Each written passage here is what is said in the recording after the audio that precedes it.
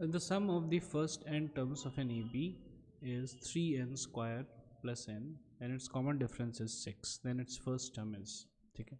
तो सबसे पहले हम लोग है ना sum of n terms of N A B का फॉर्मूला हम लोग देख देते हैं, ठीक है।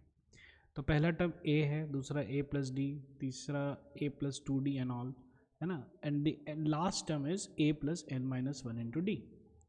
ये हो गया the total sum.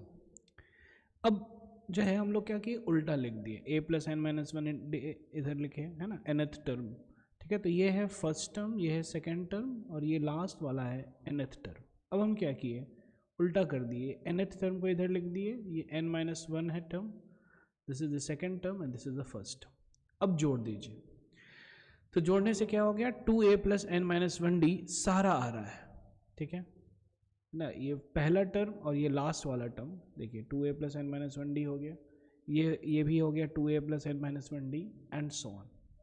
So therefore दोनों को अगर जोड़ेंगे, so now 2sn becomes n into n into 2a plus n minus 1 into d.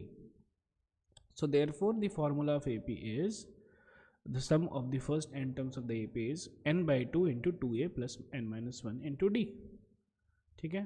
तो Sn जो है अब हम लोग ये लिख लेते हैं, तो इसको याद कर लीजिए, दैट इज क्वाइट गुड, ये बेटर रहेगा sorry. So now this is equal to 3n square plus n, तो अभी लिख दीजिए 3n square plus n is equal to n by 2 into 2a plus n minus 1 into d, the difference is 6, okay.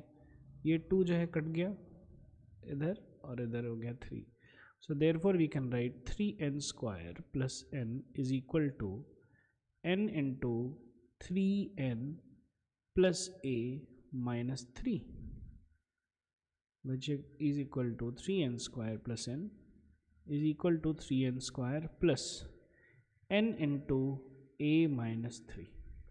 अब अगर ध्यान से देखा जाए, this is matching with this and the coefficient of n here is 1, so 1 should be equal to a minus 3, so therefore a is equal to 4, okay। So D is going to be the answer. Thank you.